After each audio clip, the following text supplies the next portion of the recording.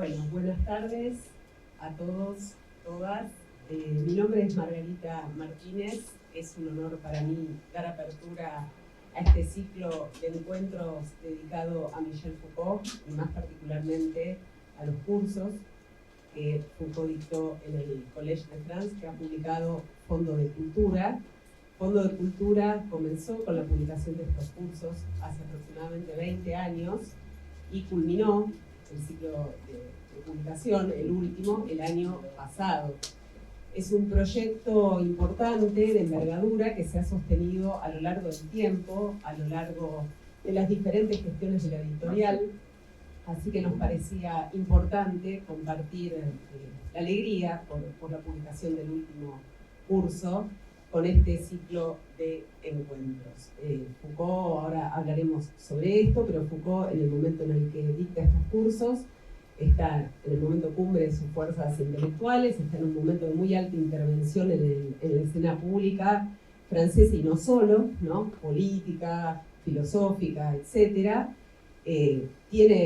Sostiene discusiones y polémicas con los referentes de su momento, o sea que es un momento muy particular en la vida de Foucault, y nosotros, gracias a apuntes, a desgrabaciones, después mencionaremos esto también, tenemos el privilegio de poder acceder a una instancia de enseñanza única. Así que quiero agradecer por abrir este espacio a Fondo de Cultura Económica, a Gastón Levin, su director, a Mariana Rey, la editora, a Débora Lapidus y a todo el equipo que hizo posible que estemos todos y todas aquí hoy.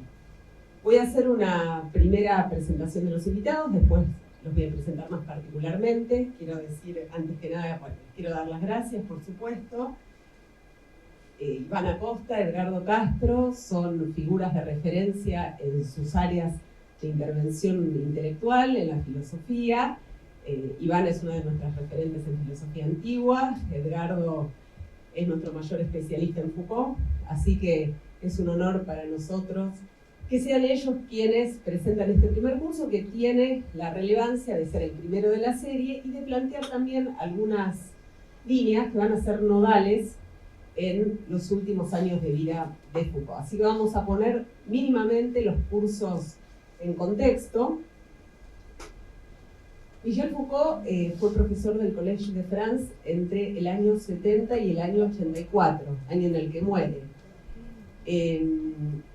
Su carrera intelectual en ese momento era muy conocida y, como les decía, sostenía polémicas muy sonadas, ¿no?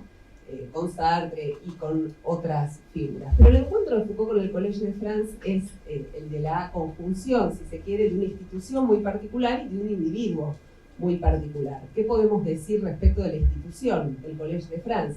Bueno, el Collège de France fue fundado en el año 1530, bajo Francisco I, por consejo de su bibliotecario, y nace con un espíritu contestatario respecto de lo que era el monopolio de la enseñanza universitaria de entonces, que estaba en manos de la Universidad de París, la Universidad Catedralicia.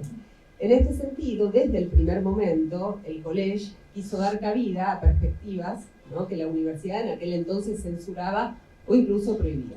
Pero con el correr de los tiempos, digamos, este espíritu rebelde y esta suerte de antiformalismo se sostuvo. Y en el momento en el que Foucault se acerca, que es a fines de la década del 60 en realidad, ya había más de 50 cátedras que se caracterizaban por lo siguiente: se abría una nueva cátedra cuando desaparecía el titular de una cátedra previa, sin que esto fuera exactamente un reemplazo, porque no era un reemplazo, era más bien una renovación por ausencia. Y ahí es cuando entonces Foucault llega de un modo particular, y gracias también a una persona muy particular, que es Jean Hippolyte. En verdad, el nombre de Foucault ya sonaba como uno de los más prometedores de su generación para ocupar un lugar en el Collège, pero va a ser Hippolyte quien, a partir, digamos, del éxito que tuvo Las Palabras y las Cosas, va a empezar a patrocinar más firmemente su candidatura. Y la extraña paradoja, ahora menciono algo acerca de Hippolyte, es que Hippolyte muere en el año 68 y va a ser su cátedra la primera en quedar libre, la primera en quedar vacante, ¿no?, y que va a permitir finalmente el ingreso de Foucault. Hippolyte se había cruzado con él en varios momentos. De hecho, Eribon, el biógrafo de Foucault, señala que haber cursado, cuando era muy joven Foucault, con él, el curso preparatorio para entrar a la École Normale, Hippolyte hablaba sobre Hegel y demás, fue casi para Foucault encontrarse con su destino, porque ese curso lo va a hacer, al menos dudar de seguir su primera carrera elegida, que iba a ser la medicina. Finalmente no lo va a hacer y va a optar por filosofía. Entonces es muy conmovedor también que cuando Foucault llega a tener la cátedra ahí, dedique en su discurso inaugural, que lo pronuncia el 2 de diciembre del 70, unas palabras muy sentidas, ¿no?, respecto de Hippolyte. No solo coloca su trabajo bajo el signo del trabajo de Hippolyte, sino que le reconoce casi, bueno, reconoce una herencia, ¿no? Hay una herencia intelectual ahí que, ante la cual Foucault se inclina. Cuando llegó el momento de presentar la candidatura, como ocurría en el colegio con toda cátedra, había dos instancias de la elección. Primero se presentaba la cátedra misma y después el nombre que la ocuparía. Cuando en realidad la cátedra era prácticamente el nombre, porque cada candidato presentaba su proyecto intelectual, su cátedra. Foucault es elegido por mayoría, con algunas tiranteses y discusiones sí, pero es elegido por mayoría titular de la cátedra Historia de los Sistemas de Pensamiento. Este momento para Foucault es muy importante. Estaba también rondando alguna posibilidad de dar cátedras en la Sorbonne, pero no se materializa esto, y Foucault, que venía de la experiencia de Vincennes, elige el colegio y permanece ahí. Y ahí empieza su camino, ¿no? Para Foucault se abre un nuevo camino con estos cursos. Como todo profesor del colegio, tenía la obligación de dictar 26 horas cátedras por año, que tenía que repartir entre cursos y seminarios. Nosotros tenemos los cursos publicados por fondo, y lo que se le pedía, y se le sigue pidiendo a los profesores del colegio, es que cada año presenten en esos encuentros que son semanales una investigación original que no sea la resultante de libros publicados, sino que muestre de alguna manera un fresco de lo que es el trabajo del momento, que sea como la cantera viva, ¿no?, del trabajo intelectual que se está haciendo. Así es como uno a veces puede observar que hay libros que son resultantes de los cursos y hay otros que no, ¿no? Y que no todo curso decanta en un libro necesariamente. En el caso de los cursos de Foucault, nosotros vemos, así como vemos también la aparición posterior de algunas hipótesis en ciertos libros, también podemos ver líneas de fuga, líneas que se pierden, vidas muertas, zonas que se empezaron a investigar y después no se profundizaron, etc. Los cursos de Foucault tenían mucha afluencia, se dictaban los días miércoles, en horario vespertino. Foucault en un momento dado pide que se pasen a la mañana para limitar la asistencia, no lo consigue, o sea, siguen siendo cursos multitudinarios. Y con este espíritu antiformal del colegio, recordemos que es una institución que no emite títulos, no da certificados de asistencia, el profesor no evalúa ni reconoce con un papel ninguno que se ha estado ahí. Eso le da una dinámica de circulación excepcional. Contaba un periodista que hace una nota en el momento en el que estos cursos de Foucault, bueno, eran realmente muy multitudinarios, que había un extraño fenómeno según el cual Foucault entraba muy rápido, subía a la tarima, tomaba el micrófono, hablaba 2 horas casi sin parar, sin concesiones a la oratoria, dice el periodista, con un estilo límpido, claro, y cuando terminaba, las personas que habían dejado grabadores los retiraban y Foucault se quedaba solo porque no había preguntas, cosa que Foucault también, esto está narrado en las primeras páginas de Lecciones sobre la voluntad de saber, el curso que vamos a discutir hoy. Foucault lo refrenda con un comentario muy similar. Va a decir que el efecto de grupo en Francia hace que la gente no se atreva a hacer preguntas. Por lo tanto, cuando él sentía que tenía una relación con el público de actor o de acróbata, pero cuando terminaba todo, un total efecto de soledad. Gracias a esos grabadores, no obstante, nosotros tenemos hoy la posibilidad de conocer los cursos. El que vamos a ver hoy, Lecciones sobre la voluntad de saber, es el único que no fue hecho en su mayor parte en base a cintas desgrabadas, sino que está armado un poco en base a los apuntes, los escritos que tenía Foucault como base para hablar, y todo eso fue completado por algunos apuntes y comentarios que se pudieron obtener a posteriori de algunos participantes. El resto de los cursos va a tener un estilo diferente. Nuestro curso de hoy, entonces, y ahora voy a presentar más específicamente a nuestros invitados, nuestro curso de hoy, Lecciones sobre la voluntad de saber, focaliza en un nivel particular de la historia de los sistemas de pensamiento, que es el nivel de las prácticas discursivas. Sobre eso vamos a hablar en un momento, y voy a presentar entonces a nuestros dos invitados por orden de exposición. Edgardo Castro es investigador principal del CONICET, profesor titular de Historia de la Filosofía Contemporánea en la Universidad de San Martín. Se dedica en particular al pensamiento francés e italiano contemporáneos y edita las obras de Michel Foucault en lengua castellana. Recordamos también que Edgardo es autor, entre otros libros, del Diccionario Foucault, que es un texto de referencia para todos los que investigan al filósofo francés. Iván Acosta enseña filosofía antigua en la Universidad de Buenos Aires, también en la UCA, trabaja sobre el pensamiento de Platón, sobre su recepción moderna y antigua, y hoy está trabajando concretamente en una traducción anotada del Tineo. Es miembro del Comité Ejecutivo de la Sociedad Internacional de Platonistas. Así que vamos a dar la palabra a nuestros invitados. Bienvenidos y bienvenidas. Gracias, Edgardo. Gracias, Margarita. Un gusto estar acá con ustedes, con Margarita y con Iván, ya es un clásico. Y Foucault con Antigua es una excelente combinación, ya vamos a ver por qué. Bueno, yo había escrito algo que también pensaba leer y ahora pienso no hacerlo. Voy a tratar de hacer tres cosas y espero que sean útiles. Alguna cuestión anecdótica, porque la filosofía sí es abstracta, pero existe en esta tierra, histórica. Una cuestión bastante general, que me parece a mí, en el fondo, una cuestión decisiva, y que es simplemente una pregunta: ¿de qué hablamos cuando hablamos de Foucault? No es tan fácil responder esa pregunta.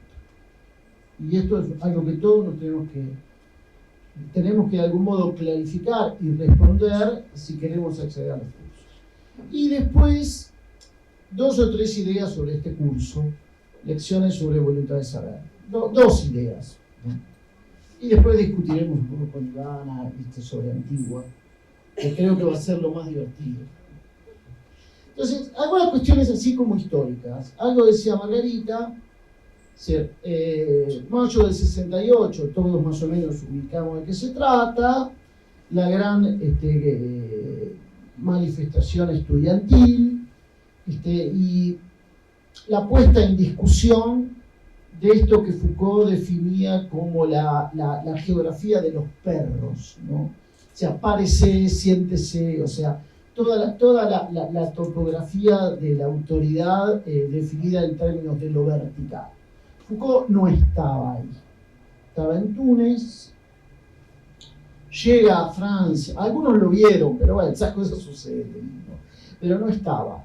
Llega a Francia a finales de mayo, cuando los acontecimientos fundamentales ya habían sucedido, vuelve a Túnez y regresa en barco en octubre de ese año, y en ese barco se entera, 27 de octubre de 68, de la muerte de Jean Hippolyte.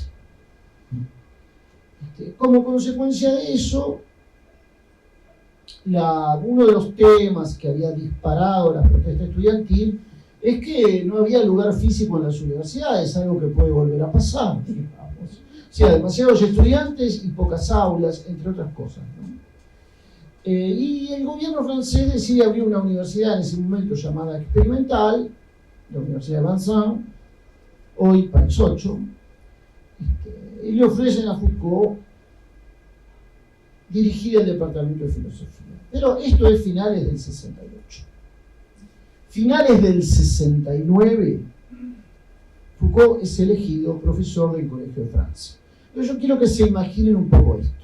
Pasar de una universidad experimental, que no tenía ni siquiera reconocidos sus títulos, y con las que el propio gobierno va a entrar en conflicto inmediatamente, porque fue una salida más política que otra cosa, a una de las instituciones más prestigiosas y reconocidas de la educación francesa, que es el Collège de France. Es una primera imagen que me gustaría que ustedes de algún modo se construyan. Ahí hay dos personas que hicieron posible esto. No tan conocidas para el público en general, pero quien lee Foucault sabe lo que significan estos nombres. Uno de ellos, ¿cómo llegó Foucault a esto que dice, a ser profesor del Colegio de Francia? Por dos personas fundamentalmente. Una que se llama Jules Vuillemin, un gran especialista en Kant, un gran especialista en Descartes. Quien haya leído atentamente Las palabras y las cosas, reconoce el rostro de Vuillemin en el capítulo 9, en el capítulo 3. El Heidegger de Foucault, el Kant de Foucault, ha pasado por Jules Vuillemin. Y la otra persona que hizo posible esto es Georges Dumézil. Todos los cursos, de algún modo, están atravesados por la voz de Dumézil. ¿Por qué cito estos dos nombres? Miren, no era políticamente lo mismo que Foucault, no era académicamente lo mismo que Foucault. Jules Vuillemin acababa de publicar un libro contra la protesta estudiantil del 68, pero es el principal promotor de Foucault en el Colegio de Francia. ¿Qué quiero decir con esto? Bueno, ven, existía algo que es la vida académica, que estaba mucho más allá de lo que nosotros llamaríamos hoy grietas políticas, y fruto de eso fue Foucault profesor del Colegio de Francia. Pero primero datos históricos, como para que nosotros nos situemos. Segundo punto que a mí me interesa hoy es ¿de qué hablamos cuando hablamos de Foucault? Miren, no es un tema simple, por varias razones, porque todo el mundo cree que conoce Foucault, y al mismo tiempo es alguien que todo el mundo cree que conoce y un gran desconocido. Entonces, les propongo un ejercicio imaginario. O sea, supónganse que ustedes son profesores de la universidad y van y cobran su sueldo, y entonces deciden con ese sueldo comprarse todos los libros de Foucault. Para esto se necesita mucha imaginación, no les va a alcanzar el sueldo. Pero supónganse que hacen un ejercicio de ese tipo y dicen: no solo me voy a comprar todos los libros de Foucault en francés, me voy a comprar todos los libros de Foucault en español, todos juntos. Y se encuentra con esta tarea: ¿cómo ordeno todos esos libros en mi biblioteca? Y acá hay un problema. Entonces, ¿cómo lo haría yo? Empiezo con los libros en francés. Entonces, tengo un primer estante que digo, bueno, pongo todos los libros que Foucault publicó en vida. Enfermedad mental y personalidad, historia de la locura, enfermedad mental y psicología, Raymond Roussel, nacimiento de la clínica, las palabras y las cosas, la arqueología del saber. Bueno, el orden del discurso no sabemos, después vemos. Vigilar y castigar, la voluntad de saber, el uso de los placeres y el mal traducido, la inquietud de sí, en fin. Y ahí tenemos todos los libros de Foucault. Ahora fíjense esto. Entre el 69, que es arqueología del saber, y el 75 no hay ningún libro. Tengo 6 años ahí sin ningún libro. Y después, entre el 76, que es voluntad de saber, y el uso de los placeres, 84, tengo 8 años en los que Foucault no publicó ningún libro. Pero ese estante, el estante de los libros publicados por Foucault en vida, durante mucho tiempo, marcó nuestra lectura de Foucault y el modo en el que nosotros respondemos a la pregunta: ¿de qué hablo cuando hablo de Foucault? Hablo de alguien que, retomo palabras de intérpretes, sufría crisis que duraban 6 años, que duraban 8 años, ¿no? O según la fórmula de Deleuze, me encuentro con un pensador sísmico que funciona con terremotos, y tengo el Foucault de la arqueología hasta el 69, el Foucault de la genealogía, y en los últimos años el Foucault ético. Es algo que de algún modo inventó Deleuze, que en lengua española circuló a través de los lectores españoles. Ahora, supónganse que no hubiese sucedido más nada. ¿Qué pasó? Uno dice, el periodo genealógico duró 2 años y el ético duró 1 año. Es un poco raro, ¿no? No importa. Todavía tengo muchos libros que acomodar. Entonces, ¿qué pondría yo en el segundo estante? Pondría algo que se llama en francés dichos escritos, que son no libros, o sea, artículos, intervenciones, mesas redondas, que en francés fueron compilados por primera vez en 1994 en 4 volúmenes, y que en español circula de otra manera. Por ejemplo, Obras esenciales, un título disparatado. ¿Por qué? Los libros no son obras o no son esenciales. No tiene sentido desde el punto de vista editorial. Pero si yo miro ese estante, no hay ninguna pausa. Foucault, entre el 54, los 2 estantes comienzan en el 54, los 2, el de los libros y el de dichos y escritos, insisto en eso, los 2 comienzan en el 54. En el segundo estante no hay ninguna pausa. Hay un Foucault que trabaja constantemente, se desplaza, sí, pero no hay terremotos y no hay ningún signo. Estas son categorías muy importantes en el modo en que leemos Foucault. Y todavía tengo mucho más material. ¿Qué pondría yo en el tercer estante? Los cursos en el Colegio de Francia, 13. Esos cursos van de 1970 a 1984. Y más o menos uno los puede agrupar en 4 grupos.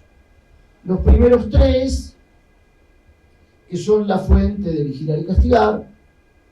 Los 2 siguientes, o sea, los primeros 3 son lecciones sobre voluntad de saber, teorías e instituciones penales y la sociedad punitiva.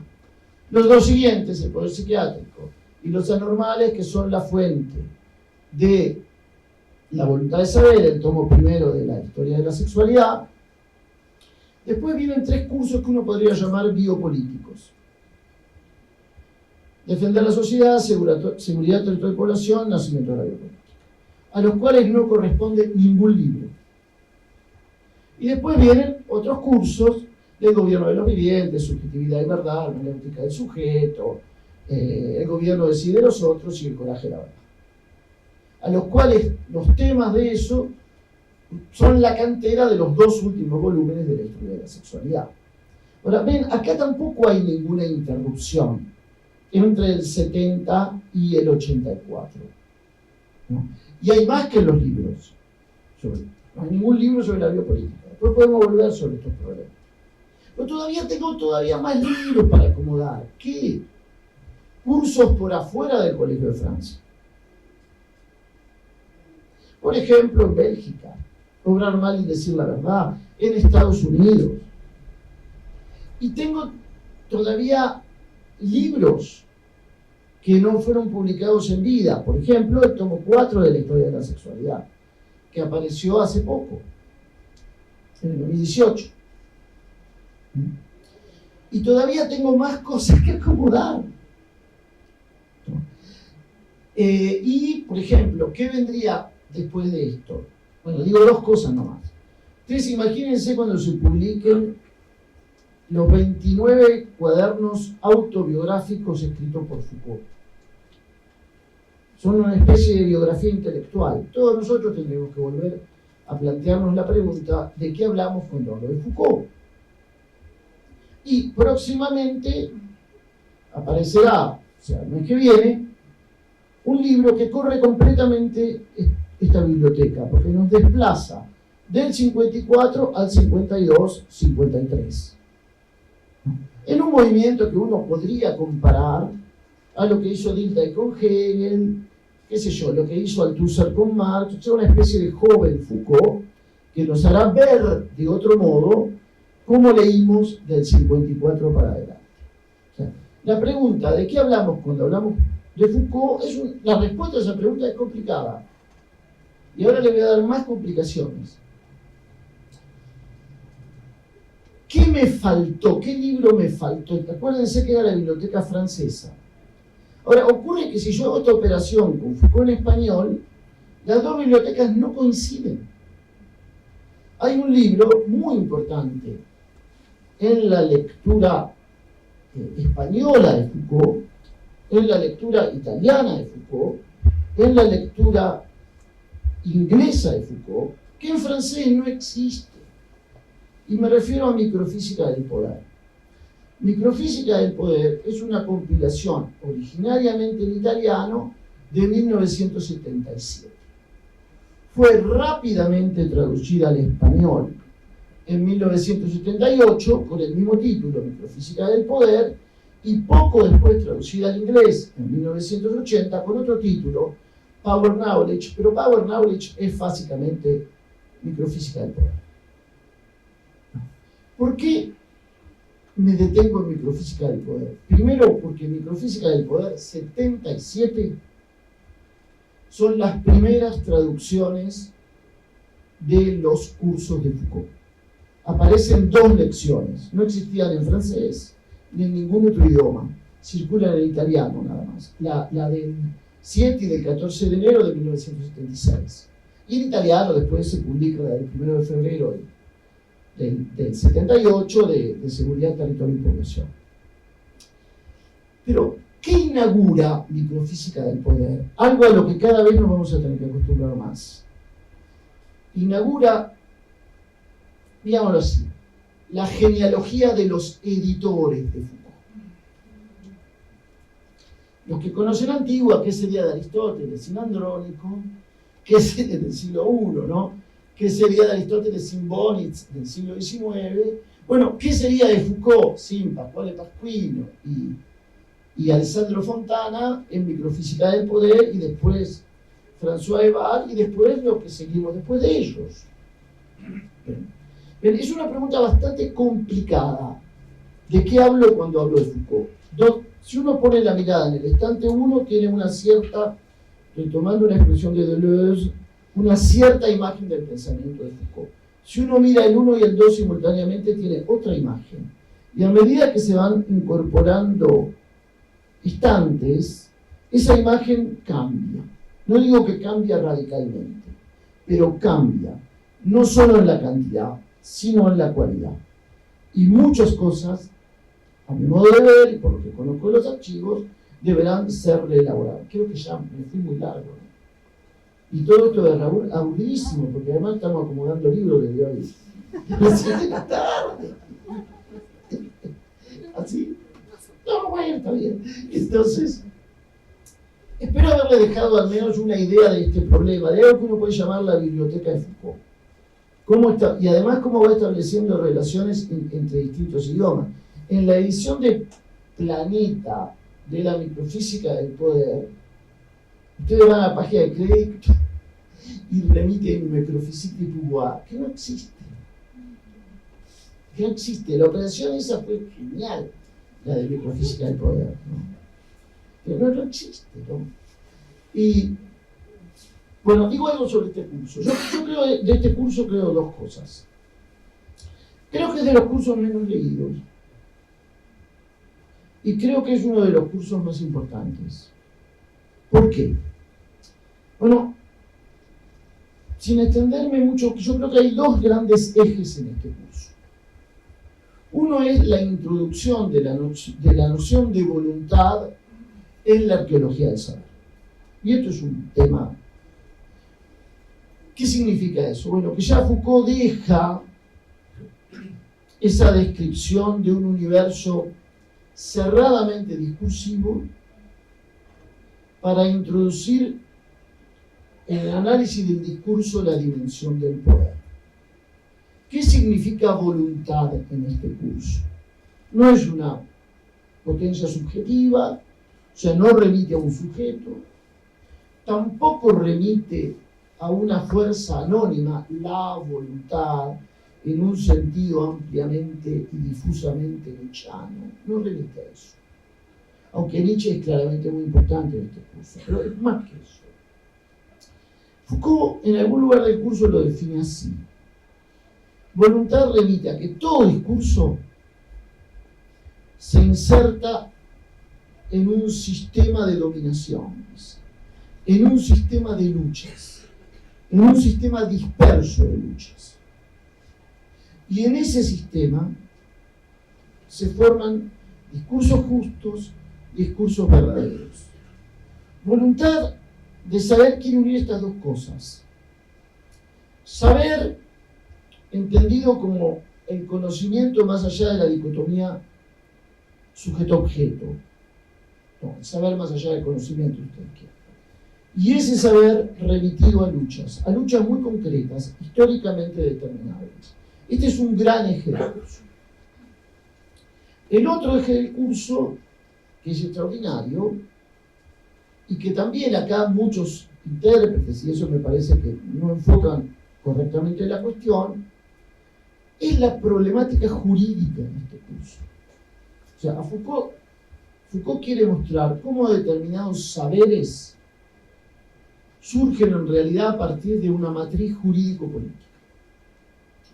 Y en esa hipótesis de trabajo analiza las prácticas judiciales en Grecia, interesándose sobre todo en esto: cómo se pasa de la práctica judicial en la época homérica, arcaica, a una forma de práctica judicial bastante más tardía, del siglo V, que tiene que ver, que es bastante parecida a la nuestra.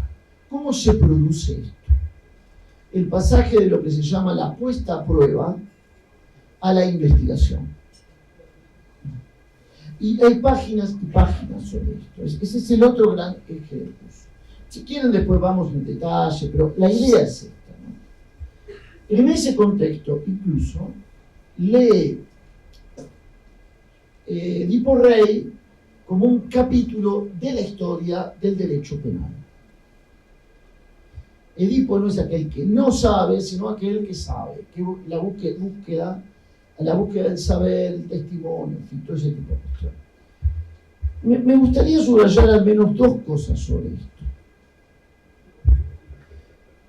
Miren, el primer curso, el segundo curso y el tercer curso, todos se ocupan mayormente de las formas jurídicas. El curso del 70, el del 71 y el del 72. El del 70 de la forma jurídica en Grecia, el del 71 en el medioevo y en la formación de la estatalidad moderna, y el del 72 sobre la penalidad en el siglo XIX. Bueno, quizá esto no lo tenga que decir, pero Foucault resume todos esos cursos en la conferencia segunda, tercera y cuarta de la verdad y las formas jurídicas. ¿No? Ahora, ¿qué aspectos de esta operación general yo rescataría? De que hay un pensamiento, la penalidad se vuelve fuente de la estatalidad, y esto marca el resto de los cursos de Foucault. Foucault no piensa ni la soberanía ni la estatalidad en relación con el orden, sino en relación con la penalidad, con cierta forma del conflicto social. Y eso marcó todos los cursos de Foucault hasta el final. Yo me detengo acá y después tenemos tiempo para preguntas. Espero no haber sido demasiado confuso, porque... Bueno, muchas gracias. Voy a cambiar el tono. Primero, gracias a Margarita por la invitación, gracias a los editores, sin los cuales no podríamos estar discutiendo sobre un curso, ¿no? Con la importancia que tiene la transmisión no solamente del saber y de los libros del primer instante, sino también de la manera en que se hace un filósofo, es decir, en sus clases, en general en sus clases, ¿no? Sobre todo en esta última época, pero también en la antigüedad. Yo no voy a leer, pero me voy a guiar por este papelito para no abrir abrir demasiadas ventanas. Voy a hablar más de Aristóteles que de Foucault, así que quisiera no abrir demasiadas ventanas para no aburrirlos. Quería arrancar con cosas que ya dijo Margarita, así que las voy a saltear. Solamente pongo la atención en el nombre del curso que toma Foucault, que toma en el Colegio de Francia, que es la historia de los sistemas de pensamiento. Margarita Esguén no reemplaza al curso de Jean Hippolyte, es otro, pero bueno, el de Jean Hippolyte, que ya no está más, se llamaba Historia del Pensamiento Filosófico. La verdad que la apuesta de Foucault, sea que el título fuera suyo propio, de Jules Valmat, ya marca como le gusta decir a Foucault justamente en este primer curso, un deslizamiento, porque claro, para los que enseñamos y estudiamos filosofía también, no toda la historia del pensamiento puede reducirse a sistema. Eso es especialmente dramático en la filosofía antigua, ¿no? Donde se advierte de inmediato. Tenemos el pensamiento de Platón, que se fija exclusivamente en forma de diálogos, en forma de ficciones abiertas, que invitan a la discusión, que invitan a pensar, que invitan a seguir pensando, que además provocan desconcierto, porque no sabe en muchos de los casos qué es lo que piensa Platón, ¿no? Y en ese sentido abierta. Y tenemos por contrafigura a Plotino, que se reconoce platónico, que dice no estar haciendo otra cosa que repetir a Platón, pero que en definitiva ya él impregnado de toda una inquietud de una época mucho más religiosa y obsesionado, digamos, con la jerarquía, digamos, elabora un sistema, ¿sí? Entonces toma algunos elementos sueltos de los diálogos para edificar un sistema, ¿sí? Y llevar al platonismo justamente a un sistema.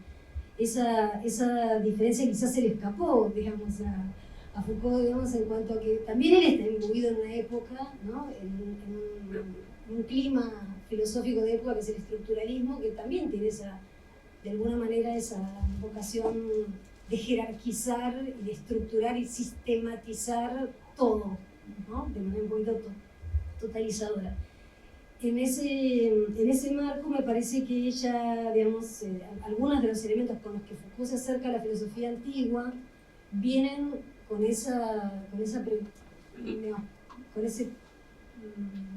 idea previa de armar un sistema, de que eso le resuelva un sistema, cuando a veces no es tan fácil, digamos, sujetarlo ahí. A la vez también, a la luz de todo lo que Foucault escribe después, ¿no? Las lecciones y los cursos, ¿no? También ¿no? Las lecciones sobre la voluntad de saber nos muestran a Foucault que estudiamos en parte como hacemos en filosofía antigua, a muchos autores, a los presocráticos, por ejemplo, o al propio Aristóteles, que los estudiamos fragmentariamente, porque su obra no llegó, ¿no? Las lecciones sobre la voluntad de saber justamente son, decía Margarita, el único la única de las lecciones que no se grabó, de la que no quedaron registros, no tuvimos la tecnología del grabador disponibles, entonces los leemos según los apuntes de clase, ¿no? O sea, de una manera fragmentaria, apuntes después anotados, ¿no es cierto? Por Lefebvre, otra gente, pero son apuntes de clase. En parte como leemos los textos de Aristóteles, que son, bueno, me mataría algún aristotelista, pero también son apuntes de clase. De él hemos perdido todos sus diálogos y lo que nos han quedado son apuntes, algunos muy relajados y otros bastante crípticos, ¿no? que se nota que están hechos para la discusión, como efectivamente se notan las elipsis, las grandes elipsis de esta lección, digamos, de cada una de las conferencias, cada una de las clases que él da, que Foucault da. Por otra parte, Foucault tampoco cuenta en este curso, como también dijo Margarita, con una suerte muy grande que tuvieron los antiguos, que tuvieron, no todos, donde tuvo Platón, sin duda, que tuvo Aristóteles. Esto de tener al lado, o sea, Platón teniendo un Esceusipo, un Genócrates, un Aristóteles, que le discutían, le objetaban, le regaban, le preguntaban, le repreguntaban, y sobre todo objetaban, inmediatamente daban a conocer su objeción, objetaban partes centrales de su modo de pensar, las ideas platónicas. Lo primero que hace Esceusipo es decir, las ideas no sirven, y Aristóteles hace casi otro tanto. Aristóteles también tiene esa suerte. Teofrasto, su discípulo, también dice, ojo que acá también Aristóteles se está refiriendo a la entidad inteligible de la manera metafórica, como le reprocha a Platón. Plotino, inclusive, el sistemático Plotino también tiene esa suerte. Porfirio, primero que lo exhorta de alguna manera a escribir y dejar de lado la oralidad tan desprolija, digamos, lo desprolijo de la oralidad. Y ordena los papeles y ordena temáticamente todas las Eneas, ¿no? Los 54. En fin, Foucault, por esto mismo que ya comentó Margarita, yo anotado la cita porque me pareció fascinante que encuentran, si no lo tienen al comienzo de este libro, en la introducción, sería conveniente poder discutir lo que he expuesto. A veces cuando la clase no fue buena bastaría poca cosa, una pregunta para volver a poner todo en su lugar. Pero esa pregunta nunca se plantea. En Francia el efecto de grupo, pregunta Margarita, hace imposible cualquier discusión real, y como no hay un canal de retorno, el curso se teatraliza.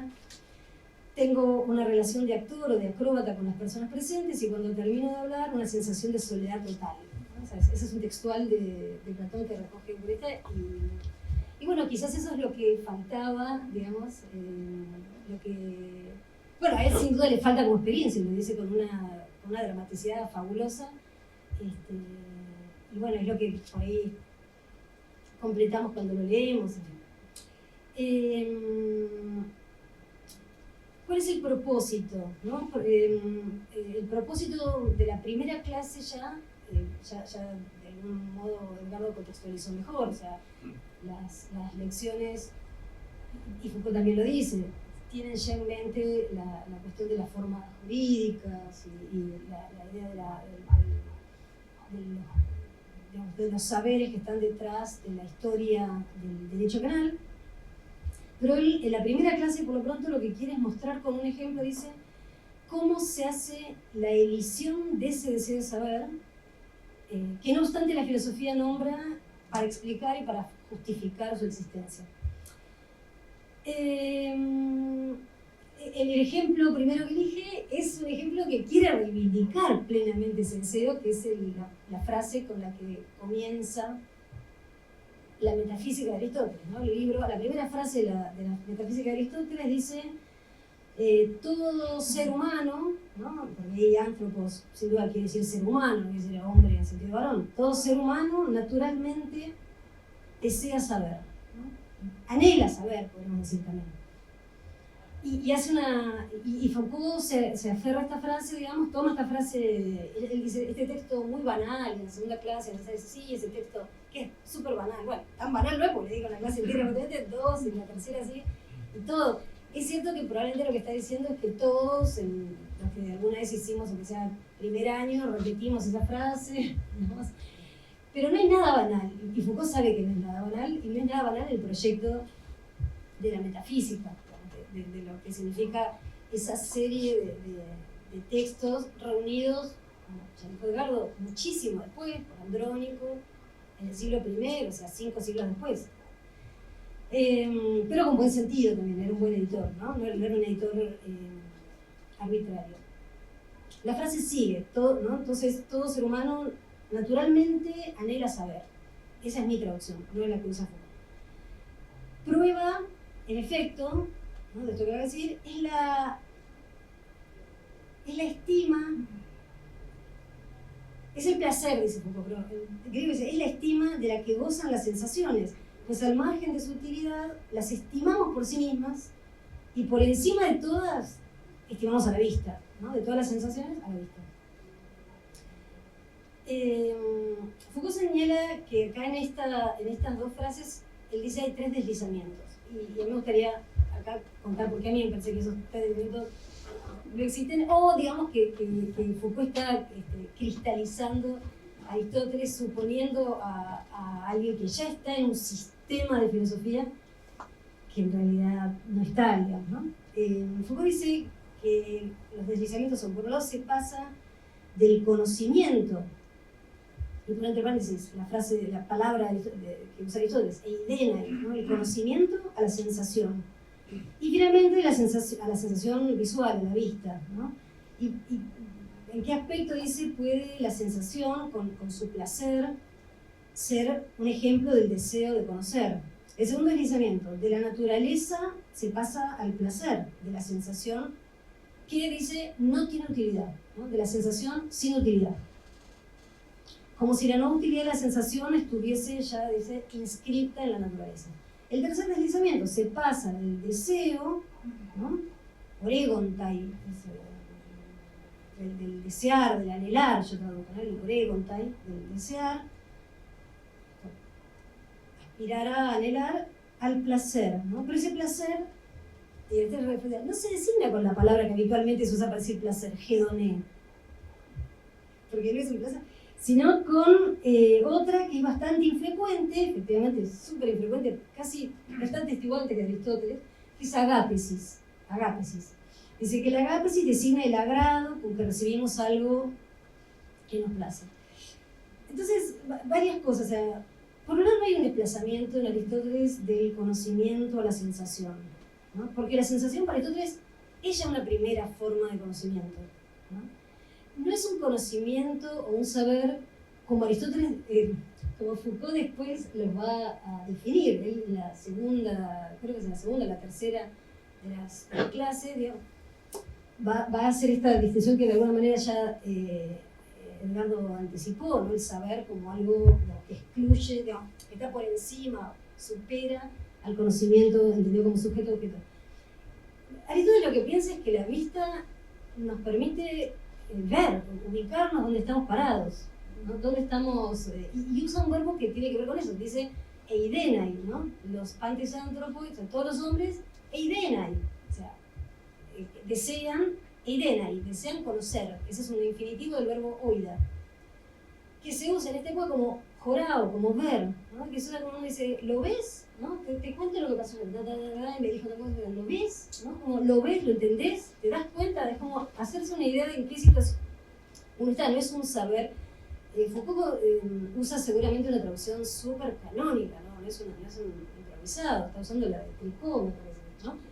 Pero claro, Tricot tampoco le daba tanta importancia a esta primera frase de la metafísica, le importaba la metafísica zeta, metafísica lambda, los libros importaban. Esta es la primera frase que todos repetimos y que repite cualquier estudiante del colegio secundario. Entonces le había dado más bolilla y puso placer. No, tampoco es placer, es la preferencia que yo tengo, como tengo preferencia por mis hijos que lo de los demás, o por mis poemas, ¿no? Esos son los ejemplos con lo que se usa agápesis más tarde, ¿no? Agapao, ese verbo, ¿no? Cuyo sustantivo Aristóteles usa y que Foucault dice, no, el placer no es el general, no, porque no piensa que Aristóteles no está pensando que la vista nos va a dar un placer o un goce. Lo que va a decir es, todo ser humano, aunque no estudie filosofía, aunque no tenga ninguna competencia profesional de ningún tipo, digamos, se complace, prefiere saber dónde está parado, prefiere saber dónde está, ubicarse, digamos, que no ubicarse. Y prueba de eso es que se conforman con ver, prefieren ver que no ver, digamos. Esa es la idea. Aristóteles también está haciendo, como Foucault sabe muy bien, digamos, un cierto proselitismo frente al auditorio que tiene, digamos, ¿sí? Y lo que está diciendo es, voy a encaminar, digamos, voy a comenzar una serie de reflexiones, con 14 libros, según Andrónico, acerca de lo más importante de todo, digamos, el principio primero de todo, del cual pende toda la naturaleza y todo el universo. Bueno, arranco diciendo que esto es común, que este anhelo es un anhelo que todo el ser humano compartiría, pero claro, se va especificando y se va de lo que todo el mundo espera, y es estar ubicado. Vamos a encontrar, digamos, grados cada vez más sofisticados, el último de los cuales es el que quiere, digamos, conocer la filosofía primera, que es más que la sensación, es más que la experiencia, es más que el arte o la técnica, es más que la ciencia, es la ciencia, la sabiduría primera. Por lo tanto, hay ahí un problema, digamos, yo creo que Foucault está pensando para su propio proselitismo en Aristóteles como alguien que ya da cuenta de aunque ya se encuentra en un sistema que tiene siglos y siglos de existencia, como el Colegio de Francia. No, la verdad que Aristóteles, digamos, antes de Platón, la filosofía como disciplina no existe, no hay nadie que piense que la filosofía es una disciplina diferente de la medicina, diferente del laboratorio. O sea, lo están inventando ellos de alguna manera. El otro desplazamiento, ¿no? La inutilidad de la sensación como algo que Aristóteles inscribe en la naturaleza. No, claro que no. Para Aristóteles tampoco piensa que las sensaciones sean útiles, al contrario, son re útiles, nos ubican y nos, digamos, aunque no tengamos ninguna clase de conocimiento especial, nos ubican en donde estamos. O sea, lo que dice Aristóteles en el texto era, prueba es la estima de la que gozan las sensaciones, porque aparte de su utilidad, ¿no? Al margen de su utilidad, joris, ¿no? Ahí dice, en griego dice, caigar joris tesgreia, o sea, aparte, joris quiere decir aparte, apartado, separado, aparte de esa utilidad que tienen, uno está conforme cuando ve, está más conforme cuando ve que cuando no ve, digamos, ese es el punto. Entonces no hay ninguna ahí como, no hay ninguna cosa rara de que hay una inutilidad, no, es que además de que sean útiles, porque si yo no veo, de hecho, para atrás no veo, digamos, estoy más perdida que si veo, digamos, y si no oigo, también estoy más perdida que si oigo, ¿no? Aparte de esa utilidad, entonces, ese segundo desplazamiento es también el tercero. Tampoco hay un desplazamiento, creo, salvo que Foucault está interesado, digamos, quiere darle a agápesis un sentido un poco demasiado comprometido, ¿no? Piensa que agápesis es hedoné, piensa que el estar conforme con algo, preferir algo, es un hedoné, ¿no? Un placer. Pero en fin, otra vez, agapao es dentro de los muchos verbos que hay en el griego clásico, digamos, muchos verbos para expresar el querer, ¿no? Eran, ¿no? De donde eros, erotismo, filein, ¿no? Filia, epismein, ¿no? El deseo más visceral. Agapán expresa como un matiz más racional, ¿no? Derivado del análisis, por eso es como llega a ser tener un significado más abstracto. De hecho es un verbo que, si bien se usa en época clásica y está atestiguado algunas veces en Platón, quienes más lo usan son en época y sobre todo imperial, en los primeros autores cristianos, ¿no? Que cambian todas las referencias del eros y del filein, incluso que a veces puede querer decir un filein demasiado sexual, agapán, ¿no? El agape cristiano, es eso, ¿no? O sea, como una cosa más racional que deriva eso, del análisis, de un cierto cálculo, digamos. Por lo tanto, otra vez, es un estimar, es un, ¿no? No hay ahí un placer y un goce como encontramos reiterado. Foucault le quiere poner más tinta, digamos, de la que había ahí, ¿no? Insisto, porque no lo tomo en ese caso como un igual, ¿no? Como alguien que él también, entonces también está queriendo, digamos, involucrar a su auditorio y ganárselo para mostrar cuán universal es el proyecto que está empezando, digamos. En fin, también, digamos, y que en general los seres humanos, seamos lo que seamos, preferimos saber a no saber, estar ubicados y vernos que no vernos. Justamente, bueno, Foucault liga esto al saber de la verdad, ¿no? Y entonces, ya en la sensación inútil, inscrita en la naturaleza por Aristóteles, está la prefiguración de otro tipo de saber, del que Aristóteles juzga el saber más importante, que es el saber contemplativo, el teorético, ¿no? Contemplar es eso, es teorein. Bueno, y ese es la contemplación, claro, para Aristóteles ese saber contemplativo sí nos va a llevar a alguna clase de verdad, ¿no? Y a la verdad. O sea, por lo menos a la verdad de lo que se puede contemplar, no todo se puede contemplar. Solo algunas pocas cosas resisten, digamos, ese tipo de abordaje. En esta presentación en la que todo ser humano anhela, digamos, entender, saber, también están prefiguradas más bien otras formas, metodologías del saber para Aristóteles que son súper importantes y que es muy importante que Aristóteles para la historia del pensamiento haya tematizado y que no da necesariamente como resultado la verdad. Pienso en la dialéctica, que va a aparecer como una de las formas que primero Aristóteles describe en el libro cuarto de la Metafísica, pero a la que ya se refirió con detalle cuando era más joven todavía, ¿no? Más allá de que es difícil saber cuándo escribió Metafísica Alfa. Digamos, es un autor, digamos, en la formación de su escuela. Cuando todavía era alumno de la escuela de Platón y todavía formaba parte de la academia, en los tratados lógicos él ya había tratado de la dialéctica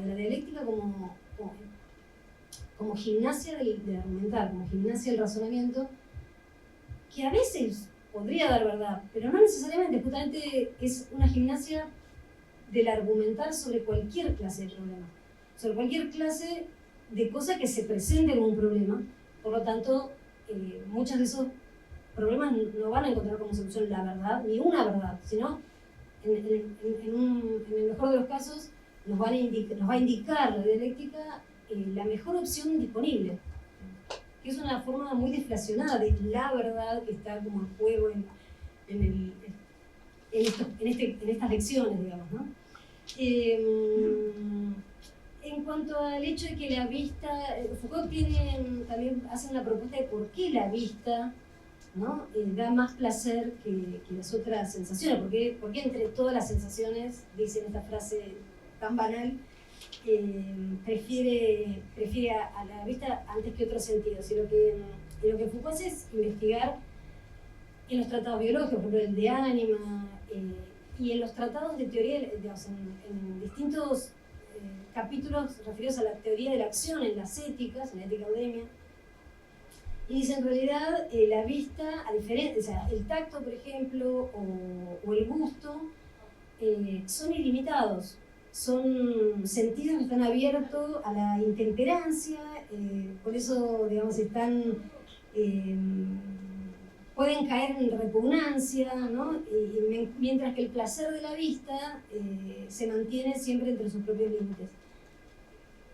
Bueno, digamos, puede ser que en cuanto al análisis psicofisiológico, efectivamente uno puede en Aristóteles encontrar ese desarrollo, ¿no? Distinto el olfato el tacto, es distinta la vista. Pero básicamente, y por lo que sigue diciendo Aristóteles en el texto, que ya Foucault se desentiende, ¿no? Y sigue adelante con otra cosa, lo que está haciendo es privilegiando la cantidad de información que nos da la vista, ¿no? Justamente para Eidenai, o sea, para ubicarnos, para entender la situación en la que uno está, es mucho más útil y mucho más eficaz la vista. En segundo término el oído, pero es más eficaz la vista que el tacto, o el gusto, o el olfato, que no nos alcanza la información que nos da justamente para Eidenai, para ubicarnos. Así que bueno, eso en cuanto a que justamente el proyecto de la metafísica es mucho más abarcador, menos, digamos, y tiene en cuenta, no tiene a la vista un sistema de filosofía, sino más bien una necesidad de involucrar, digamos, a una audiencia ya de alguna manera orientada, a sus alumnos, en eso. También para Foucault es importante el hecho de la vista y del placer y de la inutilidad de las sensaciones. Dice, porque, claro, aquí comienza, dice, con esta idea de que la vista prefigura de alguna manera la contemplación, aquí comienza la elisión del cuerpo, ¿no? La exclusión del cuerpo, que es un tema fundamental, digamos, en el abordaje Foucaultiano de la voluntad de saber. No se me ocurre personalidad de la filosofía antigua más comprometido que Aristóteles en involucrar al cuerpo, no en excluirlo, en involucrar decididamente al cuerpo, ¿no?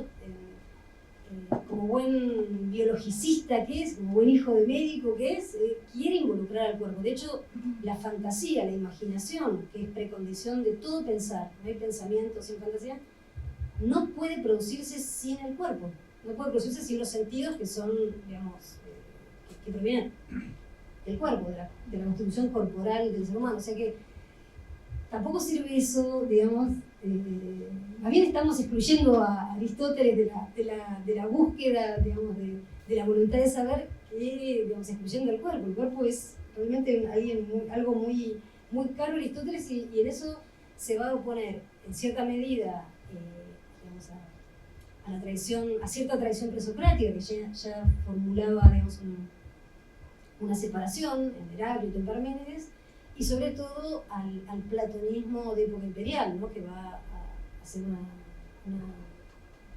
va a hacer una partición muy, muy decisiva entre el alma y el cuerpo, entre el espíritu y el cuerpo,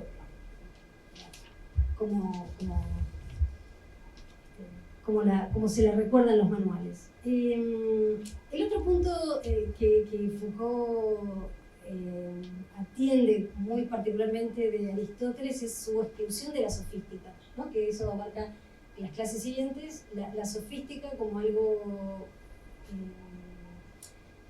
Foucault es muy agudo en eso, dice, no es Platón el que expulsa a los sofistas de la filosofía, sino Aristóteles. O sea, es muy agudo en decir que Platón no los expulsa.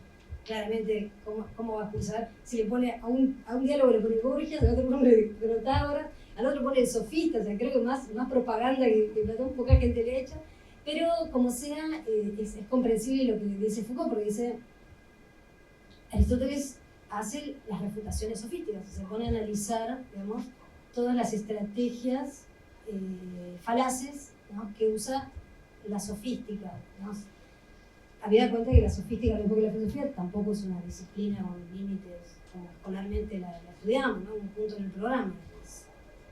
El sofista es un intelectual.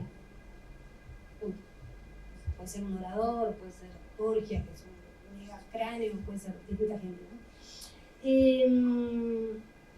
Dice Foucault, los sofismas, Aristóteles muestra que los sofismas no son razonamientos defectuosos, sino falsos razonamientos que no funcionan simplemente a partir de la materialidad del lenguaje, sino en esa materialidad misma.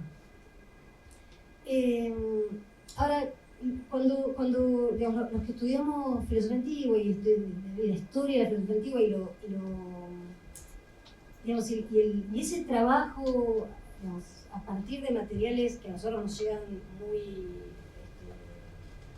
de manera bastante aleatoria y caprichosa, mucho perdido, muchos fragmentarios, etc. Y que tampoco debe ser fácil como circulación en el siglo IV a.C., pero uno ve ese trabajo por el detalle de analizar, ¿no? Separar, discriminar, desovillar la trama de las técnicas sofísticas, las técnicas retóricas. No puede menos que incluir al proyecto aristotélico, el proyecto de las refutaciones, en una empresa, yo diría, emancipatoria, en este sentido, digamos. Lo que ve tanto primero Platón como después Aristóteles es que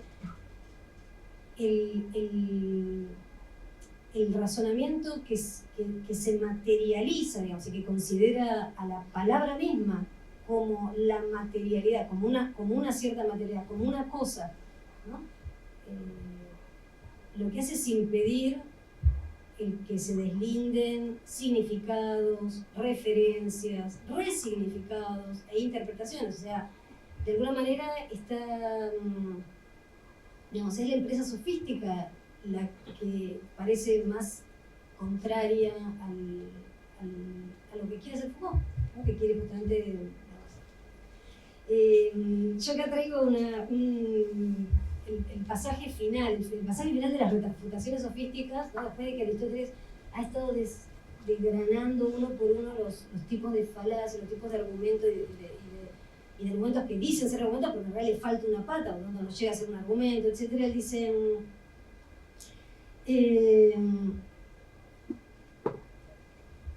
todo este trabajo viene porque, bueno, había muchos que decían enseñar, digamos, las técnicas del logos, ahí termino, si bien termino acá,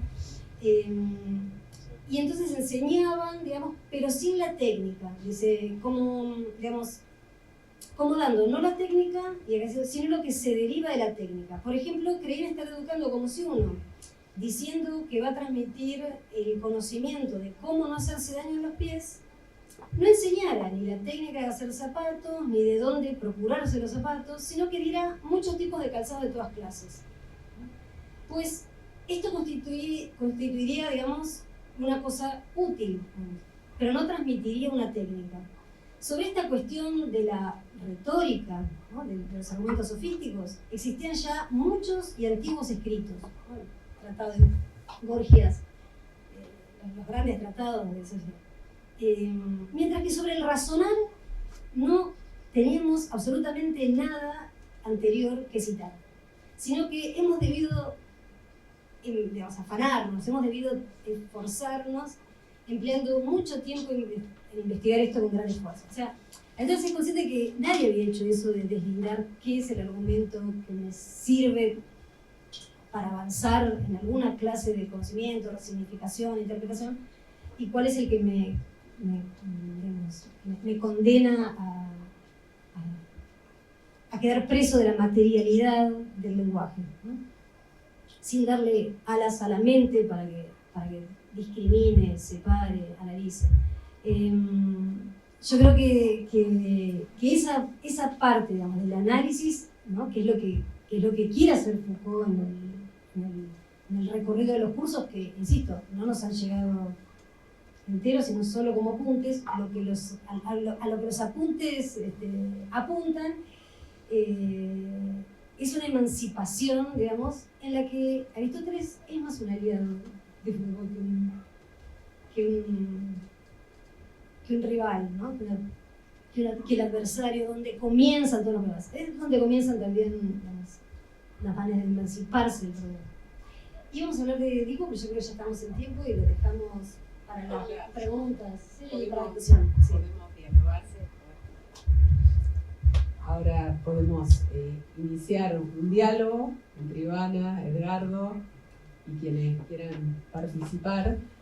Dado que se ha hablado de los términos, sus traducciones, los usos, la importancia de la traducción, no he mencionado en mis palabras de presentación que los cursos de Foucault han sido traducidos por Horacio Pons, que es un gran traductor y al que le debemos realmente una versión notable, ¿no? Y esto es importante porque va a condicionar nuestra lectura de Foucault en español del mismo modo que condiciona la lectura de un filósofo antiguo, quién lo haya traducido, de qué manera, qué matiz haya introducido. Así que, dado que no lo había mencionado antes, lo hago ahora. Y Edgardo revisa el griego. Edgardo. Vamos a hacer una traducción escrupulosa, y Edgardo acá revisó con mucho cuidado todo el griego que recorre. ¿Empezamos la discusión? No, a mí me encanta discutir con vos. No, yo creo que hay algo. Vos sabés, muchas veces hemos discutido esto, los paralelos entre Foucault y Aristóteles, ¿no? Los dos son hijos de médicos, los dos se ocupan de la historia de la biología, los dos tienen una concepción biológica de la política.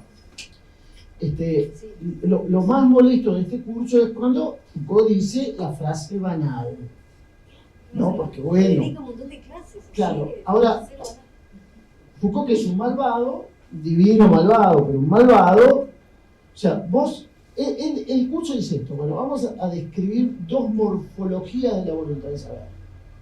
Uno, está cantado, es Nietzsche, porque ya venía esto de antes. Pero vos no te esperás a Aristóteles en abstracto, te esperás Platón, que es el clásico del siglo XIX, Nietzsche contra Platón. O sea, ¿por qué me construís Nietzsche contra Aristóteles? Son esas operaciones historiográficas que hace Foucault. Que vos que te dedicás a la antigua, y todos nos dedicamos a antigua, los que nos dedicamos a filosofía, digamos, sabés lo que hizo con los cínicos, sabés lo que hizo con los epicúreos, pero ¿por qué pone el foco en Aristóteles? Eso es curioso. Y es una buena pregunta. Yo de todas maneras creo que de esa frase, entre comillas, banal, el tiro Foucault lo pone en el único término que vos no comentaste. Que es fusei.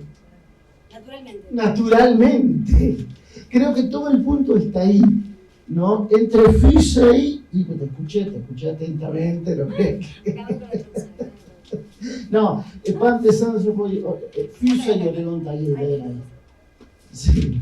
Pero el Sí, fusei creo que Fusei está al final, acá, mirá. está Fusei en medio. Sí, Está bien, está, sí, fusei. Pero no importa, es un chiste, ¿no? Pero creo que el punto está ahí, ¿por qué? Porque Foucault quiere decir esto, bueno, miren, ni el conocimiento ni la verdad son naturales. Y ese es el punto de contraposición con Nietzsche. Dice, eso es artificio.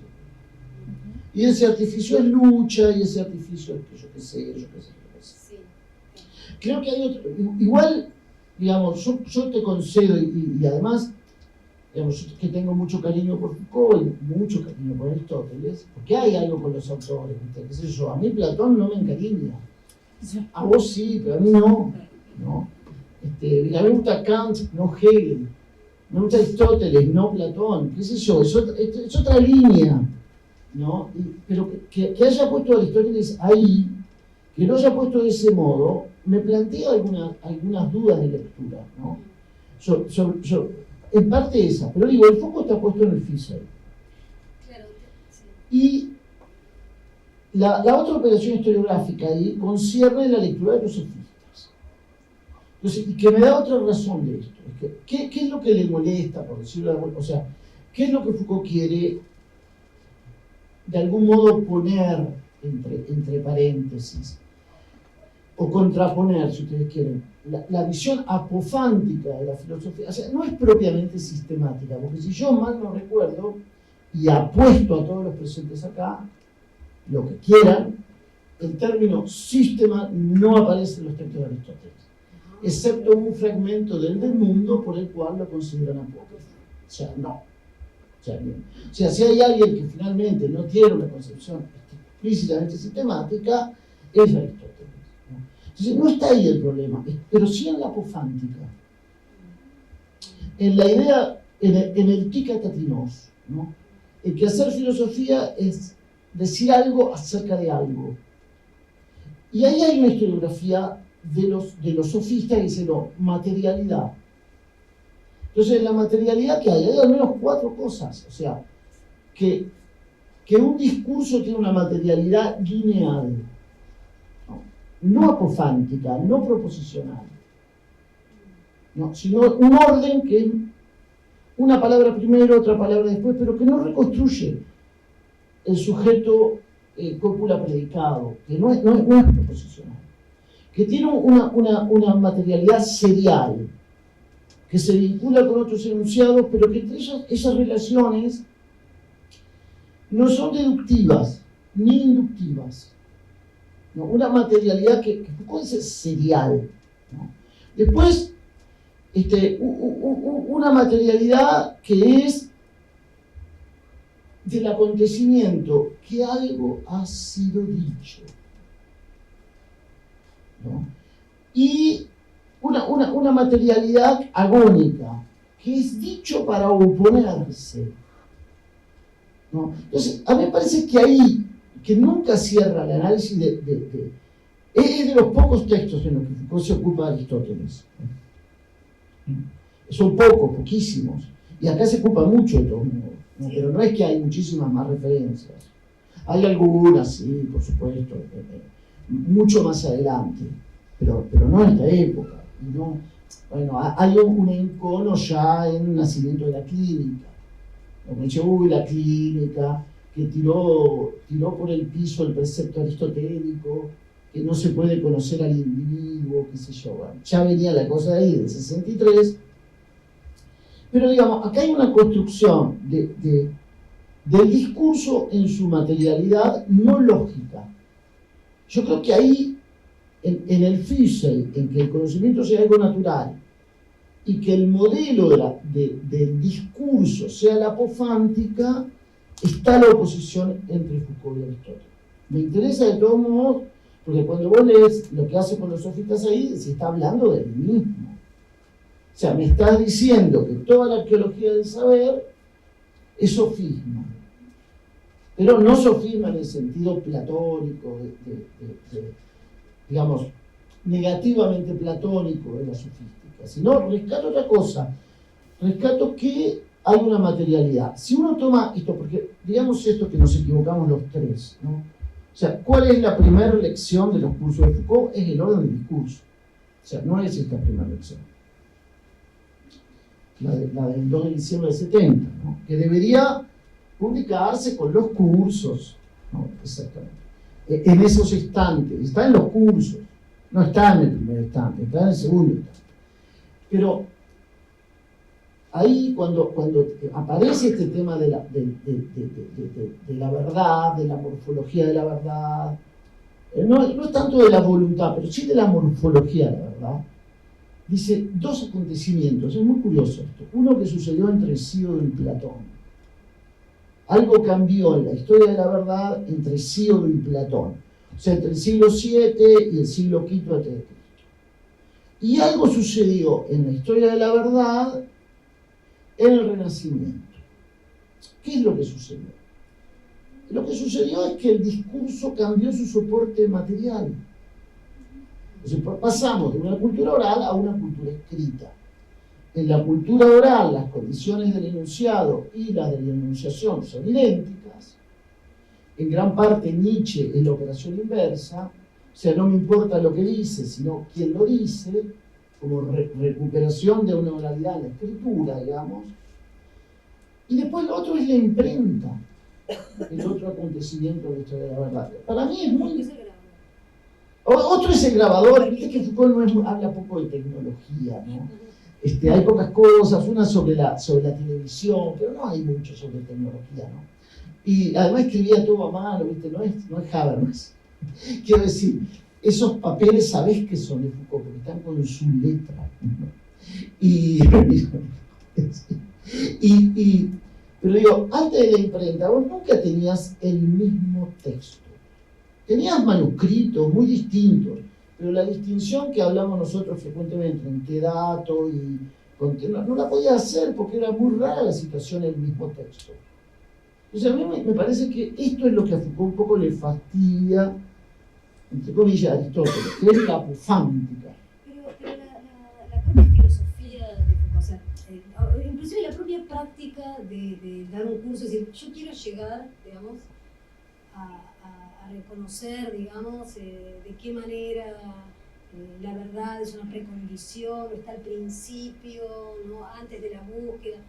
Es apofántica, o sea, no hay manera de que él avance, digamos, no hay manera de que plantee. Me gustaría saber si estoy equivocado y que alguien me lo dijera, pero nadie me lo dice, pues se quedan mudos o se van y me dejan solo.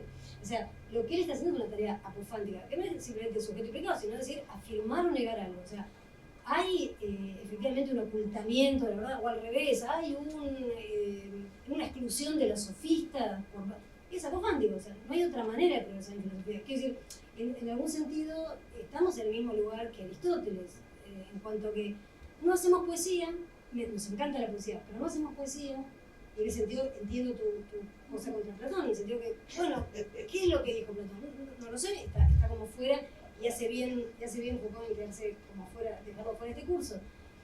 Pero no hacemos poesía, no hacemos retórica, no estamos defendiendo a una persona porque nos pagaron para defenderla, sino que estamos tratando de entender mejor, estamos tratando de saber más. Y en ese sentido, la materialidad del discurso no creo que se le escape, porque además a los antiguos, a Platón, a Aristóteles, les encanta la poesía. Son gente muy apasionada por la poesía y por sus efectos, digamos, emocionales, también educativos y políticos. Por lo tanto, solo puedo verlo como, bueno, vamos a ver si en la primera clase los engancho todos contra Aristóteles y no como decir, Aristóteles es parte de mi proyecto, está haciendo, digamos, está haciendo lo que yo estoy haciendo, está tratando de involucrar a su audiencia y encaminar lo que él espera, que es un proyecto común. Por eso pienso que que ponerse del lado de la sofística no lo ayudan en lo que es el fondo de su proyecto, ¿no? De hecho, quedó muy instalado, ¿no? Esa línea nietzscheana, Foucaultiana, de que los sofistas fueron los excluidos. Es un cuento. Espera un poquito. Yo creo que la fórmula no es en Foucault tal cosa es tal cosa, sino tal cosa no es tal cosa. Es apofática. Es catafática. Claro, es o afirmo o niego. O niego, pero niego. O sea, tengo que poder discutirlo. El alma no es el alma, es el cuerpo, todo ese tipo de cosas. Tal cosa no es tal, no, tal cosa no es tal cosa. ¿No? Como fórmula general. Ahora, yo creo que la discusión, el fondo de la discusión es, bueno, rehago la historiografía. Vos me sacaste a los sofistas y yo los pongo en el centro. Ahora, después la cosa nietzscheana, mira, todo el mundo se sube en eso. Es relativamente fácil, suena bien, digamos, pero la antigüedad de Foucault, ¿cuáles son los puntos de contacto con Nietzsche? De hecho, acá hay uno. No retoma Platón, retoma Aristóteles, por ejemplo. Y todo, la línea general de la antigüedad Foucaultiana es muy anti-nietzscheana. O sea, Nietzsche tiene más o menos esta idea, bueno, existía la antigüedad, estaban todos de fiesta, qué sé yo qué. Lo digo esquemáticamente. Vino el cristianismo, prendió la luz y empezó a hacer orden. Y Foucault dice, no, eso ya estaba antes, acá no hay ninguna ruptura, al menos no en ese sentido, ¿no? O sea, es bastante anti-nietzscheana. Ahora, en las hipótesis sobre el poder, por ejemplo, la llamada hipótesis Nietzsche. Nietzsche funciona de manera adjetival. Es un adjetivo del término hipótesis. Como vos podés decir hipótesis Hobbes. O sea, no estoy negando que Nietzsche tenga influencia en Foucault, no estoy diciendo que no, pero esa es lo que se llama la tesis fácil. Yo voy por la lectio difficilio, ¿no? Mostrame que no. O sea, esto no es tal cosa, no es tal cosa. Bueno, pero quizás Nietzsche está en eso que dijiste, en esa desconfianza frente a Físico, ¿no? Físico no es por naturaleza. Claro. Pero, que sería un punto, de hecho, nietzscheano-platónico. O sea, no hay naturalidad en el conocer. De hecho, Platón también diría el conocimiento, o sea, naturaleza es lo que dicen, no sé, Demócrito, o sea, cosas que ocurren por azar o por necesidad, mientras que el conocer, el razonar, eso no es un procedimiento natural, es previo a la naturaleza, es como, es lo que está antes de los mecanismos, antes, digamos, una prioridad lógica frente a el mundo natural. En ese punto, ¿no? Objetándolo naturalmente, queremos saber dónde estamos parados, no hay ningún naturalmente. Yo creo que en la primera frase sí hay un naturalmente. O sea, consiguiendo el Aristóteles que queremos saber, preferimos saber dónde estamos parados que no saberlo. Bueno, salvo Edipo. Pero Edipo es un personaje mítico. O sea, Edipo está ahí también para encantar a esa audiencia en el teatro de Erizo de Carnal. No sé, o sea, es como él no quiere saber dónde está porque el autor no quiere, Sófocles no quiere que el personaje lo sepa para que estemos todos así hasta el momento. En fin, hay una naturalidad. En fin, no sé si... No, quiero decir que había por ahí una intervención recién. Pero por ahí, porque estoy pensando con ustedes, digamos, o sea, está genial el panorama que abrieron y eso, pero me quedo pensando primero en esto, en la operación, digamos, le falta hablar de Edipo, digamos, porque Aristóteles va contra Edipo, ¿no? O sea, la idea hay dos conferencias que acompañan este curso, digamos, y una gira mucho alrededor de la frase esta, los hombres por naturaleza apetecen, bueno, anhelan saber, y bueno, este Nietzsche que en realidad naturalmente no quiere saber, porque en el fondo ya sabe todo el tiempo, pero bueno, ya que le insisten, porque lo que muestra Foucault ahí es que lo que Edipo no quiere soltar es el poder, ¿no? Entonces, de alguna manera, como ha tomado demasiado poder, contiene demasiado saber, y hay algo del orden del tiranos, ¿no? Que hay que volver a organizar cuál es el orden del poder en ese sentido y cómo es que justamente se castiga, digamos, toda conglomeración, ¿no? De poder en una sola persona y también de saber.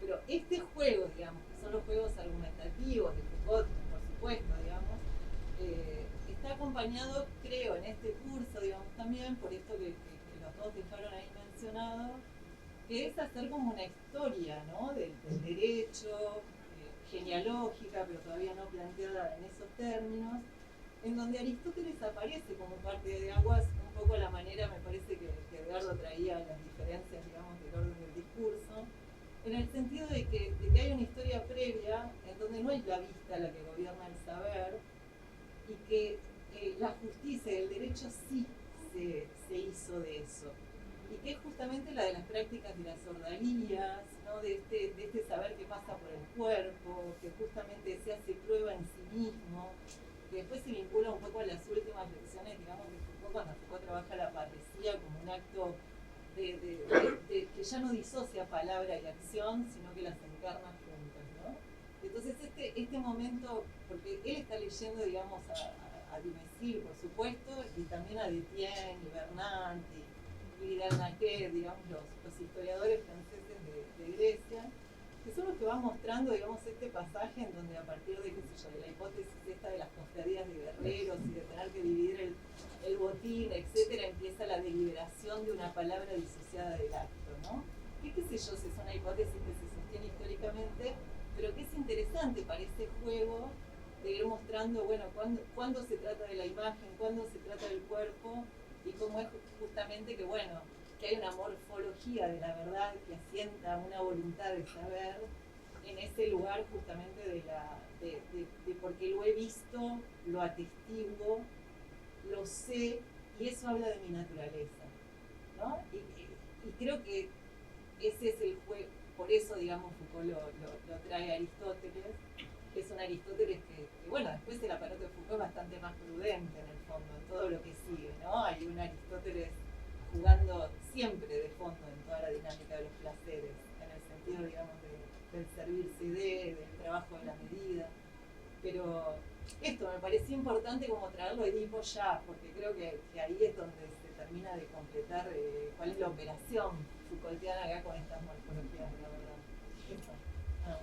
Si sirve, digamos. Sí, está muy bien, sobre todo que vos trajiste que el interés de ese momento de Foucault son los historiadores, ¿no? Son los que hacen historia, no los que hacen filosofía, ni tampoco historia de la filosofía, ¿no? Si bien él toma eso, Tricot, que en ese momento es, digamos, en Francia, bueno, sí, pero se sigue usando como una gran traducción, no va a la de Ross, no va de Yegg, no va a ninguna de esas. Digamos, le interesa la historia porque, digamos, él lo dice además probablemente en la primera clase, quiere ir hacia las prácticas de todo. Claro, el tema es que la historia le ayuda a construir como todo otro elemento, ¿no? Como todo ese otro armado al que no le dimos bolilla de las historias del sistema jurídico, de las ordalías, inclusive quiere empezar a hablar, pero no llega a hablar en estas lecciones del masoquismo. O sea, sí, eso no tiene mucho que ver con, otra vez, insisto, con el intento que está haciendo otro filósofo y que no ve, ¿cómo decirlo? No ve ninguna naturalidad más que la experiencia cotidiana del que preferimos estar ubicados por naturaleza, porque sí, digamos, sin recargar. O sea, lo que veo también nos falta la degradación. O sea, lo que tenemos son los apuntes. Y en esos apuntes él señala todas esas derivaciones. ¿Por qué no dice hedoné? Porque no hay ninguna hedoné, no hay ningún placer, ningún goce en el ver. En el ver de la metafísica alfa prima. Por ahí en otros veres hay goce, pero no es el que se dedica a esto. Bueno, sobre el texto hay que decir esto. Excepto la última lección, el resto no es fragmentario. O sea, no hay grabaciones por la simple razón que no había grabadores disponibles. Esto es 70. Entonces no existían los aparatitos nuestros, etc. O sea, no hay grabaciones porque nadie lo grabó y porque los grabadores no eran tan accesibles. Foucault escribía los cursos y efectivamente lo leía. las notas son más completas que las grabaciones, en general, ¿no? Pero en este curso particularmente se ve que Foucault sacó... O sea, hay saltitos. Sí, no sé, ¿cómo diríamos nosotros? Un neurótico, no sé, como ustedes quieran, me da igual. O sea, conservaba incluso las distintas versiones de cada cosa anotado, una cosa así maniática, como alguien que podría escribir un diccionario sobre Foucault más o menos, exactamente igual, o sea, con distintas versiones, no sé de quién uno habla, pero es así. Y está muy redactado, es todo seguido, etc. Excepto en otros manuscritos que hay que cambiar la puntuación, y ahí sí es un problema, porque no está la puntuación o cosas por el estilo, pero en este sí. Ahora, la última parte, que aparece como la lección sobre Nietzsche, esa es más fragmentada, esa sí. Faltan partes, faltan hojas, está un poco completada, qué sé yo qué. No es la más interesante. Obviamente el capítulo Foucault-Edipo es para abrir todo, anotamos para otro día, ¿no? Porque esto es 70, el Antiedipo del 72, o sea, estamos en un aire de reformulemos Edipo. Sí. Acá figura, además de la breve mención, la conferencia que da en Estados Unidos. Pero está hecha con el mismo manuscrito, las dos cosas. Sí, pero son 32 páginas y los otros son 15, o sea, está muchísimo más desarrollado también lo que dijo Senda, la idea del Anax y la idea del Tyrannos. No, y después hay otro autor que es muy importante acá, que es Gernet, de Louis Gernet, porque Foucault estaba preparando ese libro sobre el derecho en Grecia. O sea, otro capítulo interesante es todo el tema del derecho, porque hay una serie de autores, Hunt, sobre todo Alan Hunt, que piensan que hay un antijuridicismo en Foucault. El propio Agamben parte de eso. No, y es hechos. De hecho, si uno busca derecho en lo que yo llamé el primer estante, hay una página y media, no hay más. Pero si vos pasás al tercer estante, bueno, ahí tenés como, no sé, a ojo, 400 páginas sobre el problema del derecho. Estamos en una situación completamente distinta. Yo fui muy rápido con los estantes para darles una idea, pero después cada vez que uno agarra un tema, se da cuenta cómo ese tema se conjuga de diferente modo en estos diferentes estantes, ¿no? Y después hay que consultar los estantes, obviamente. Pero Edipo, derecho, son todos temas transversales de los cursos. En los cursos hay al menos 3. O sea, después aparece más adelante en subjetividad de verdad, en el gobierno, y sobre todo en obrar mal decir la verdad, que no es un curso acá, sino en Bélgica. Y por supuesto la verdad y la forma jurídica. En la discusión con los psicoanalistas. Después hay otro texto que a mí se me escapó, porque a esta edad uno se olvida los nombres. Sí, hay un texto específico de un autor que escribió un solo libro, muy importante, sobre las ordalías. Después lo voy a buscar porque... Sí. Escribió ese solo libro, es muy lindo ese libro. Pero se ve el peso que tenía en esto que Foucault llama formas jurídicas. Es curiosa la expresión, formas jurídicas, ¿no? ¿Qué son esas formas jurídicas? ¿No? En general es el derecho penal. Esto es muy importante porque la penalidad es para Foucault el lugar en el que él piensa la política. La penalidad, a ver, los que conocemos la filosofía clásicamente, no sé, me estoy yendo a cualquier lado, ¿verdad? Ya está, no, corto acá. Sí, a mí se me fue. Bueno, los que conocemos la filosofía clásica política, o sea, dice, bueno, soberanía, Hobbes, ¿no? Y Hobbes define la soberanía, yo creo que Foucault está haciendo esto, en relación con dos principios, o sea, ius puniendi y ius belli, que son dos principios, o sea, derecho de castigar y derecho de declarar la guerra.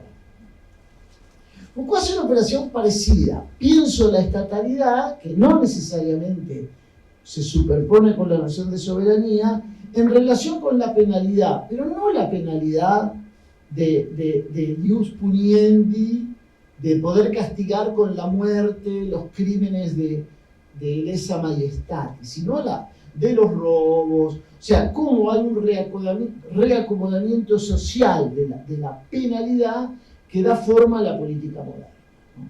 Entonces, todo esto de la penalidad, derecho, forma jurídica, penalidad, para mí es un capítulo absolutamente fundamental, porque ¿qué hay en la penalidad? Luchas sociales. Es muy buena la visión. O sea, no es simplemente la del soberano que dice, cumplí la ley o te mato. Te dice, no. Cómo la guerra civil se formula en términos de penalidad. Y eso expresa una lucha social que genera matrices de veredicción. Sí, esquematizo. Las formas jurídicas griegas dieron origen a la matemática, las formas jurídicas tardo-medievales a la física y las formas jurídicas decimonónicas del siglo XVIII a las ciencias humanas. En fin, pero todo esto lo estoy esquematizando, ¿no? En cada una de estas proposiciones tiene un tomo, o sea, el curso 70, 71 y 72. Casi paralelo, ya si querés cerramos con esto, pero solamente para reengancharse, ¿qué es el tema de lo que le importa la historia, digamos. Lo que le importa la historia, cuando voy a pensar la versión larga, me acordé de o sea, Foucault está, paralelamente a este curso, está iniciando la investigación que va a terminar en ese pequeño librito Yo Pierre Rivière, que es una obra colectiva que va a publicar recién en el 73, pero que la está haciendo ya en este momento. Yo Pierre Rivière, habiendo degollado a mi madre, ¿no? Toda una historia donde se va con un grupo de alumnos, entre ellos está Angelo Morino, a los archivos, a buscar un hecho tremendo, digamos, un chico de 18 años, Pierre Rivière, que mata de huella a la madre y a dos de los hermanos en el siglo XVIII. 18 y pico. Entonces están todos, bueno, como le interesan las formas jurídicas y la importancia de la palabra en la penalidad, hace ese librito extrayendo, ¿no? Una tarea periodística notable, digamos, no sé, extractos de esas actas, de esas entrevistas que le hacen a Pierre Rivière, ¿no? Que capturan poco después, y a distintos médicos y vecinos y testigos que tratan el caso. Eso dio origen a una película preciosa que es del año, la de René Alliot, que es del año 1975, poquito después. Poquitito, ya solamente lo termino. La película es preciosa, pero por supuesto la película es una ficción con actores donde representan a todos estos, basado en las cosas que le interesaban a Foucault y que hacía paralelamente este curso en ese momento. Nicolas Philibert en 2005 vuelve como parte del elenco al lugar a Normandía, ¿no? Regreso a Normandía. Philibert había trabajado con René Alliot, que había trabajado a su vez con Foucault dentro del grupo, y vuelve a Normandía con los actores y vuelve, digamos, al mismo pequeño pueblo donde había ocurrido los hechos y claro, siempre hay parientes que quedaron, digamos. Y esta cuestión de que Foucault, además de interesarse en Aristóteles, digamos, y en las clases, va y busca en los archivos como un periodista, o sea, se interesa en los hechos relativos a aquello que le interesa, no solo lo que se escribió y cómo lo interpretamos o no lo interpretamos, más allá que yo piense que Aristóteles podría ser un aliado. Va a buscar, digamos, rastros, indicios, digamos, como un testigo más. Cuando en algún momento en clase de facultad de maestría vimos, hace 10 años, ¿no? La película Yo Pierre Rivière y la analizamos y leímos el texto de Foucault, todo el mundo estaba como muy alarmado, o sea, como, ¡ay! Las formas jurídicas, ¡ay! Digamos, la ciencia al servicio de la penalidad y al servicio de la ejecución de Pierre Rivière, ¡ay! ¡Qué horror! ¡Qué tremendo! Sí, en el mismo sentido. Lo vimos el año pasado, y claro, ya era, bueno, pero él es un femicida, o sea, el tema es que la mató a la madre. ¿Y qué dicen del femicidio? O sea, lo que dice es que la historia también es reinterpretada y lo que en los años 70 se había escrito como un gran poder revolucionario sobre las formas jurídicas y cómo la ciencia y la medicina, la psiquiatría, el servicio de la cárcel y la penalidad, y eso, ahora se voló por el aire, ya pasó, ahora lo que nos importa es ¿y qué pensaban de la madre? ¿Cómo defendieron? ¿Y por qué la mujer? ¿Y por qué él como femicida no fue tratado? ¿No? Es otra interpretación. La historia justamente se presenta de una manera, digamos, y los testigos nos sirven para contar lo que pasó, y la filosofía de cada época resignifica eso, ¿no? Y puede convertir esos mismos hechos en en aliados o rivales. Foucault también es víctima de eso. Bueno, estamos sobre el borde ya de lo posible en términos horarios, así que había una intervención pendiente que sea de un minutito. ¿Había alguien por ahí? ¿Vimos mal? ¿No? Por ahí vimos mal que alguien levantó la mano y cuento un chisme y con eso cerramos. Ahora le paso el micrófono, pero les recuerdo igual que en 2 meses esto sigue. No les cuento chisme. Por favor. El chisme es este. O sea, vieron las pausas, 76-84. El problema es, o sea, 76 Foucault publica Vuelta de Saber y después durante 8 años no publica nada en Gallimard. Entonces dice, ¿qué pasó? Bueno, la historia que cuenta Daniel Defer está en una de las cronologías que él escribe, es esta, que Foucault le pide a Gallimard una financiación para esta película. Entonces Gallimard se da cuenta que él no tiene contrato con la editorial. Y nunca tuvo un contrato, y que quiere ver dónde está la gente de la editorial, acá se imaginan, tener a Foucault y no tener el contrato. Entonces le quieren hacer firmar un contrato, y Foucault se enoja. Entonces dice, una de las cláusulas del contrato es que no puede publicar libros fuera de Gallimard. Y ahí él dice, bueno, de acuerdo, no publico ningún libro afuera y tampoco en Gallimard. Y eso explica, Daniel Defer, o sea, la pareja de Foucault explica esa larga pausa. Bueno, muy interesante haber puesto el broche de un misterio que había quedado abierto. Después Daniel Defer dice, no hay que sobrevaluar las pausas. Sí, y bueno, les agradecemos mucho su presencia, su atención y esperamos contar de nuevo con ustedes próximamente cuando hagamos nuestro segundo encuentro. La idea es que se reitere efectivamente cada 2 meses, el último martes del mes correspondiente.